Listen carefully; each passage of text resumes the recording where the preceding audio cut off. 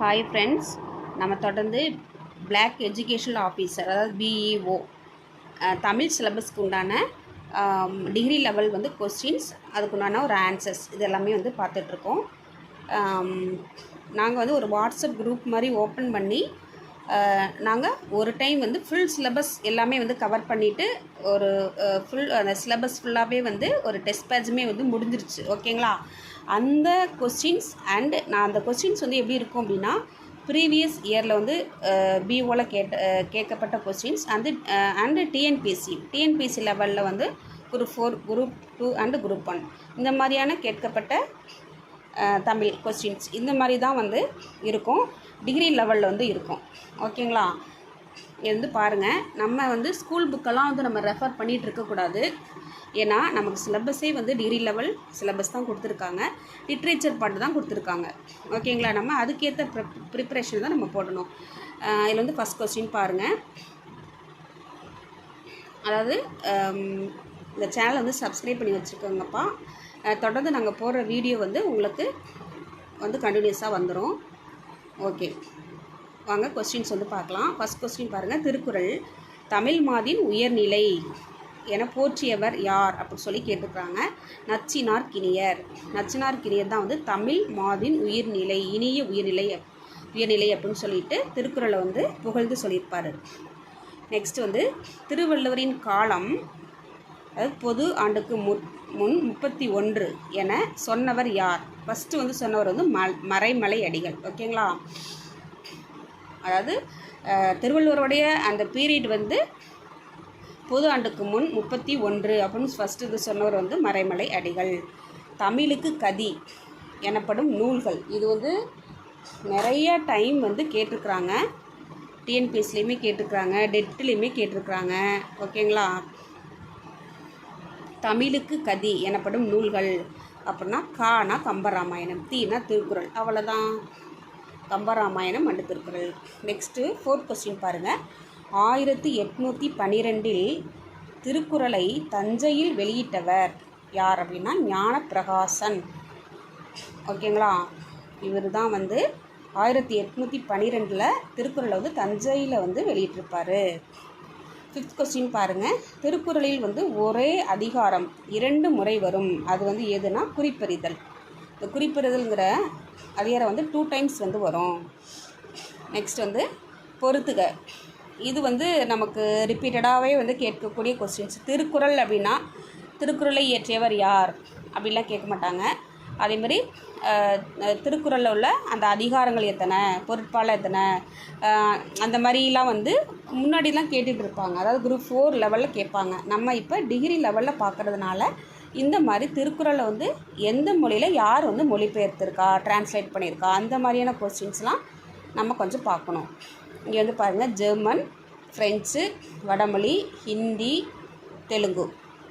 இப்போது இந்த லாங்குவேஜ்லலாம் திருக்குறளை வந்து யார் வந்து மொழிபெயர்த்திருக்கா அப்படின்னா ஜெர்மனுக்கு வந்து கிரால். ஓகேங்களா? ஃப்ரெஞ்சுக்கு வந்து ஏரியல். வடமொழிக்கு யார்? அப்பா தீட்சிதர். ஹிந்திக்கு வந்து பிடி ஜெயின். தெலுங்கு வந்து வைத்தியநாதன் பிள்ளை. ஓகேங்களா? இதுக்கு வந்து ஒரு ஷார்ட்கட் மாதிரி நம்ம ஏதாவது ஞாபகம் வச்சுக்கலாம். ஏன்னா இந்த பேர்லாம் நமக்கு கொஞ்சம் மறந்து போயிடும். ஓகேங்களா? அதனால் ஜெர்மன் அப்படின்றது கிரால். ஓகேங்களா? ஜெர்மன் ஃபிஷ் ரால், அந்த மாதிரி உங்களுக்கு எப்படி வந்து தோணுதோ அந்த மாதிரி நம்ம வச்சுக்கலாம். ஃப்ரெஞ்ச் ஏரியல், ஃப்ரெஞ்சு ஏரியா, ஏதோ அது மாதிரி ஒரு ஃபன்னியாக வச்சுக்கலாம். வடமொழியில் வந்து தீட்சிதர், அவங்களாம் வந்து ஒரு பெரிய ஒரு மகான் அந்த மாதிரி சொல்லுவோம் பார்த்தீங்களா, தீட்சிதர், அந்த மாதிரி ஞாபகம் வச்சுக்கலாம். ஹிந்திக்கு வந்து பிடி ஜெயின் இவங்களாம் வந்து வடநாட்டுக்காரவங்க. அவங்க வந்து ஹிந்தி லாங்குவேஜ் பேசுகிறவங்க வடநாட்டுக்காரவங்க, அந்த மாதிரி ஞாபகம் வச்சுக்கலாம். தெலுங்கு வந்து வைத்தியநாதன் பிள்ளை. இது மாதிரி கொஞ்சம் ஷார்ட்கட் போட்டிங்கன்னா உங்களுக்கு மறக்காமல் இருக்கும். உங்களுக்கு என்ன தோணுதோ அந்த ஷார்ட்கட்டை பக்கத்தில் எழுதி வச்சுக்கணும். இல்லைனா அந்த ஷார்ட்கட் வந்து ஒவ்வொரு டைம் படிக்கும்போதும் ஒவ்வொரு ஷார்ட்கட் வந்து போடக்கூடாது. நம்ம ஒரு டைம் படிக்கும்போதே நமக்கு திடீர்னு நமக்கு என்ன தோணுதோ நமக்கு வந்து ரொம்ப ஒரு மாதிரி ஃபன்னியாக தோணுதோ அந்த மாதிரியான ஷார்ட்கட் போட்டுக்கணும். அப்போ தான் நமக்கு ஞாபகமாக இருக்கும், மறந்து போயிடாமல். ஓகேங்களா? இப்போ 7th கொஸ்டின் பார்க்கலாம். தித்திக்கும் தமிழிலே முத்து முத்தாய் பாடல் செய்தவர் வள்ளுவர் அப்படின்னு வள்ளுவரை வந்து யார் புகழ்ந்து சொல்லியிருக்கிறா அப்படின்னா சுரதா வந்து சொல்லியிருப்பார். தித்திக்கும் தமிழிலே முத்து முத்தாய் பாடல் செய்தவர் வள்ளுவர் அப்படின்னு சுரதா வந்து சொல்லியிருப்பார்.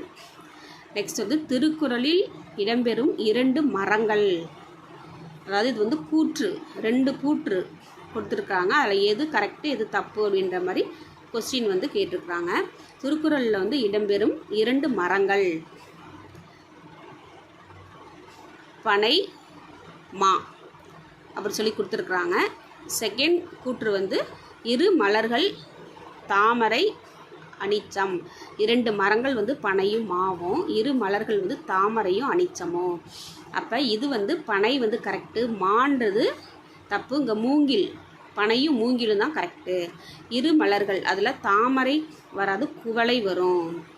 இது வந்து குவளை வரும். குவளையும் அனிச்சமும் தான் வந்து 2 மலர்கள் பற்றி திருக்குறளில் இடம்பெற்றிருக்கும். அப்போ ஃபஸ்ட்டு கூற்றும் தவறு, 2வது கூற்றும் தவறு. கூற்று 1, 2மே தவறு தான். ஓகேங்களா? நெக்ஸ்ட்டு 9th கொஸ்டின் பாருங்கள். திருக்குறளுக்கு முதலில் உரை எழுதியவர் மணக்குடவர் தான் வந்து ஃபஸ்ட்டு திருக்குறளுக்கு வந்து உரை எழுதியிருப்பார் 10வது நூற்றாண்டில். திருக்குறளை ஆங்கிலத்தில் மொழிபெயர்த்த இந்தியர். ஓகேங்களா? அதாவது ஆங்கிலத்தில் மொழிபெயர்த்த இந்தியர் வந்து யாருன்னு கேட்டுக்கிறாங்க. நம்ம ஒரு இந்தியன் வந்து இங்கிலீஷில் வந்து திருக்குறளை டிரான்ஸ்லேட் பண்ணியிருப்பார். அது வந்து யார் அப்படின்னா KM பாலசுப்ரமணியம். KM பாலசுப்ரமணியம் தான் இதை வந்து இங்கிலீஷில் வந்து டிரான்ஸ்லேட் பண்ணியிருப்பார். டிரான்ஸ்லேட் பண்ண இந்தியர் அப்படின்றது முக்கியம். ஓகேங்களா? வந்து இந்தியர் அப்படின்றது முக்கியம். இந்த மாதிரி 10 கொஸ்டின் நம்ம டெய்லியுமே ஒரு 10 கொஸ்டின் கொடுத்து ஒரு டாபிக் கொடுத்துருவோம். அந்த டாப்பிக்லேருந்து அவங்க படிச்சுட்டு நமக்கு வந்து டெஸ்ட்டு போட்டு சென்ட் பண்ணுவாங்க. அதெல்லாம் நாங்கள் முடிச்சிட்டோம். ஓகேங்களா? இதெல்லாம் ஜூலையிலே முடிச்சிட்டோம். ஜூலை 1 மந்த் ஃபுல்லாகவே தமிழ் மட்டுமே. தமிழ், மேக்ஸு அண்டு சைக்காலஜி இது 3மே வந்து டெய்லி கண்டினியூஸாக டெஸ்ட்டு வந்து போட்டுகிட்டே இருந்தோம். அதோடைய கொஸ்டின்ஸ் தான் இதை அப்படியே நீங்கள் நோட்டில் வந்து காப்பி பண்ணிக்கோங்க. உங்களுக்கு ரொம்பவே வந்து யூஸ்ஃபுல்லாக இருக்கும்.